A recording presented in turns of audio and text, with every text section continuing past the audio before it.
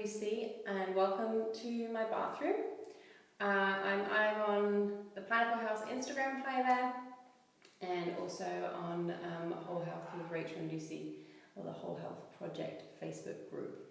So I'm in my bathroom this morning and I'm going to take you through my Dinacharya, or suggested Dinacharya. Dinacharya is your Ayurvedic routine. So Ayurveda is an ancient healing method that's very much intertwined with yoga. It's one of the branches of this big umbrella of yoga. And Ayurveda, as an ancient wisdom, teaches that you don't just treat the patient when they are sick, but instead we incorporate a healthy routine and lifestyle so that you are less likely to get sick, which kind of flips the Western method on its head. Even in China, with traditional Chinese medicine as a different wisdom method, you would pay your doctor when you were well rather than when you were sick. So both traditions had a real emphasis on staying healthy and doing what you can to not only stay physically healthy, but keep the energy flowing through the body, mentally, through meditation, and spiritually through our spiritual practices. So I'm going to take you through some of the kind of classic Ayurvedic Dinacharya techniques. You might have seen some of these around. You might use some of them already in your morning routine, and you might recognize some of the apparatus without knowing what it is. So I'm going to talk through the neti pot. That's one. I'm going to talk through the dry brush. This is not a horse brush, this is a dry brush. I'm going to talk through tongue scraper and oiling. That's oil pulling and also putting oil on your skin. So I'll start with the dry brush, and this has got, you can see it's got lots of little hairs, unlike a hairbrush, and this gets rubbed around on your skin, so you've got long strokes on long parts of your body and round strokes on your joints. And you brush kind of quite quickly, step back so you can see, quickly and lightly towards the energy, towards the heart. And we brush the whole of our body, every single bit. So I would obviously do this naked usually. Brush the whole of the body, and it stimulates I really feel like a tingle in my skin. It stimulates the skin and the blood flow, and it just helps the whole of my body kind of feel a bit more alive, but also kind of brings awareness and kind of clears cobwebs from my body. So I might be waking up, I might feel a bit sluggish and slow, and that's just such a nice way of bringing awareness to different parts of the body and just helping them wake up in the morning. It is quite drying, and especially if you're kind of like clearing dead skin as well, which is another really good part of the practice, is that you're clearing anything that your body no longer needs. So what I usually do afterwards is I do my oiling straight away afterwards.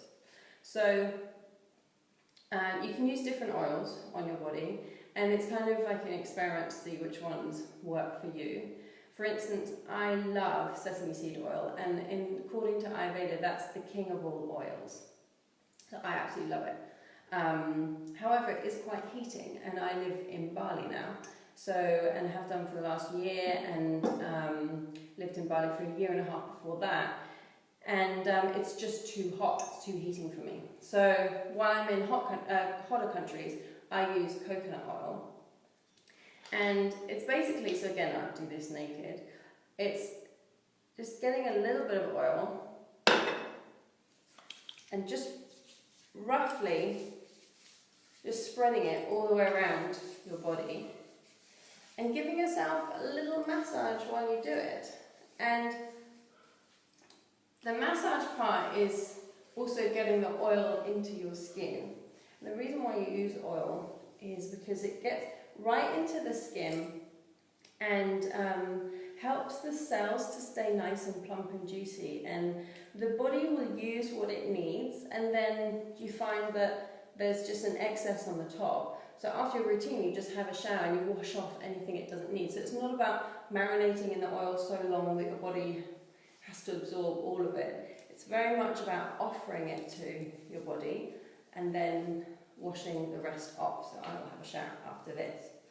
The massage part is a really beautiful part of our self-love, self-care. So just helping you bring yourself awareness to different parts of the body that you might not be aware of because you've just woken up. It helps to just find any knots or crinks or anything in the body and just give it that love. Often we don't have to, when we find a part of the body that's a bit sore, it sometimes just needs to be heard and needs to be acknowledged. So we don't necessarily need to be a physio to massage and try and fix something. It's just about giving our body that time to, giving ourselves that time to connect with our body.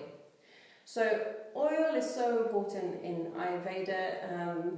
Lots of oils are used all the time. If you've done an Ayurvedic massage, you are drenched in oil. It's the oiliest massage ever. And it really, they really want the body to absorb the oil, and then they wash it off at the end, so all that excess is washed off. And it's about really allowing the body to stay really moist and allowing the body to be nice and plump so that the more movement can travel around the body and more energy. So that's oiling on your skin, so I will do that next. And the reason why I do that next, A, is because the dry brushing is quite drying, and this really massages, lubricates my body again. And then I let it sit on my skin while I tongue scrape. So the tongue scraper, this is used in modern dentistry as well. And in Ayurveda, the parts of, when we have any sort of mucus, in traditional Chinese medicine they call it phlegm, and it's not just the phlegm you cough up, but phlegm is also the parts of the body where there is stagnation or stickiness or toxins that gather and create a kind of like a phlegm-like sort of mucus. And that can be, obviously we know we cough up phlegm, but it also can be in the cells. So if we're not constantly detoxifying the cells, or over a period of time we'll find that there is stagnation and toxins that build up, and this is called ama in Ayurveda. So one of the places where this builds up is on the tongue. So fresh in the morning, during the night we want our body to be detoxifying. It does a really good job of that. We want to eat nice and early, so about 5 or 6 in the evening, so that the body can finish digesting by the evening, and then it spends particularly between 1 and 3 at night detoxifying. The liver does a great job of that, and if there is food still in the body, then the body has to digest during the night, so it doesn't get around to doing its detoxification. We want it to detoxify. So I'm going to demonstrate this. You might have seen this, you can see them at pharmacies or whatever. A copper one I use because copper is antibacterial. Stick your tongue out and you scrape it, and I don't know if you can see there, but you kind of gather a bit of, there's a bit of spit on there and that's quite watery, but what you're really looking for is the really sticky white substance that comes off. So I do it a few times. And I can see a little bit there. You just do it until you don't see the stickiness anymore. And it looks weird. There we go. Well done. What's so good about doing this in the morning is it's a really good indicator of what's going on inside. The body uses the tongue as a way of detoxifying, so it's getting rid of stuff that it doesn't need, and we want to scrape that off the tongue so that we don't swallow it. But it's also a good check-in. So if you've been out last night, if you've eaten a lot of foods quite late that you know don't serve you, be mindful of or take notice of how much how much ammo you find on your tongue scraper afterwards. So do that before you drink, ideally, in the morning, so you're not drinking any of that stuff in. And make sure you give your mouth a good brush and a rinse afterwards in case there's anything in there, because you really don't want to be digesting that stuff. Okay, so that's the tongue scraper. This is the exciting one, the neti pot. So what you need for this is some salt. So I use Himalayan pink salt and some warm water. So if you live in a country where you can drink the water, then you can just use the warm water from the tap. I'm in Bali and we can't drink the water, so I don't want it to go up my nose and down and out again, because you don't know what's going up there, and the idea is flushing any impurities out. So I just get some drinking water and heat it up with a kettle. So this is what we're gonna do is we're gonna put some water in there and some salt, and then you pour it in one nostril. I hope both cameras can pick this up. You pour it in one nostril and it goes up one nostril and then it comes out the other side. And we do this to clear any impurities in the nasal passage up towards the sinuses, so that we're not, so we can just get it out and it's not going to end up in our bodies. So it's really important to use salt. So many times, and I did this as well, when I started I didn't use salt. And it is so painful, it gets right into your head, the pain. So if you do it without salt, or if you don't do enough salt, then you'll know about it because it's really painful. So I use about, I don't know what that is in measurement terms, 1/3 of a teaspoon, something like that, maybe even half. That goes in. In goes my water. Give it a little mix. Okay, you ready? Can you see me?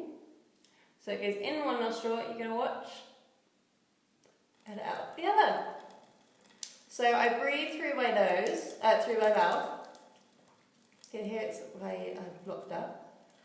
And we go all the way to the whole side. Hi.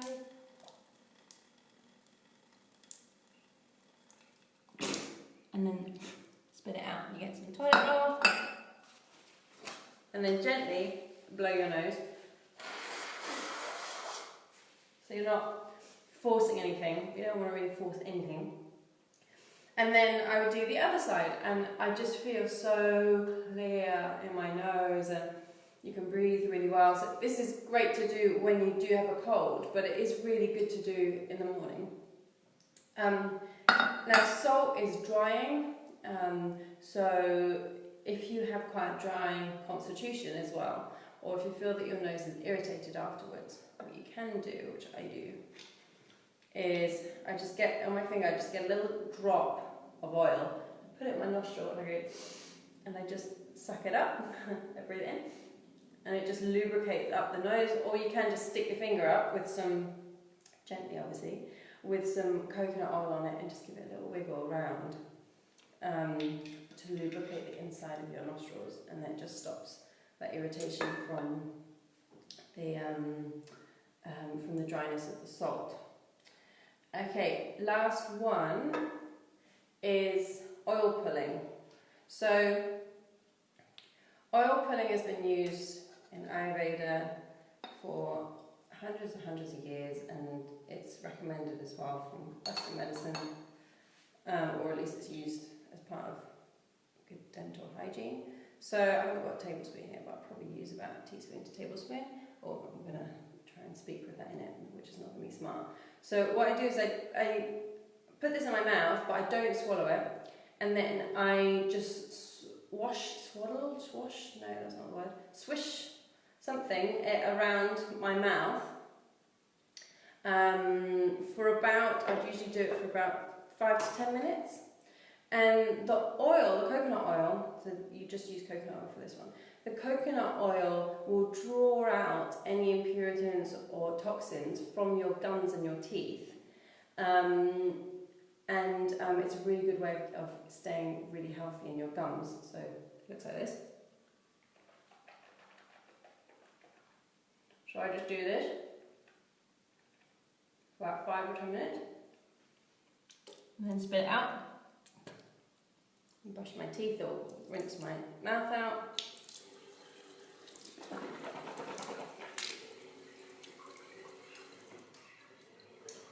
Great.